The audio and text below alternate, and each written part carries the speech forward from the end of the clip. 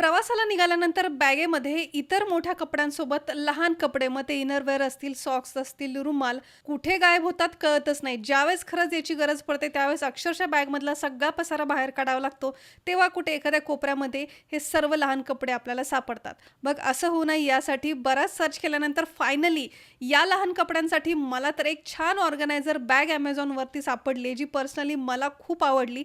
या एकाच बॅगमध्ये तुम्हाला 4 ते 5 वेगवेगळे सेक्शन दिलेले आहेत. त्यामुळे लहान-मोठे कपडे तुम्ही यामध्ये प्रॉपर ऑर्गनाइज करून ठेवू शकता. क्वालिटी वाईज तर अप्रतिम आहे.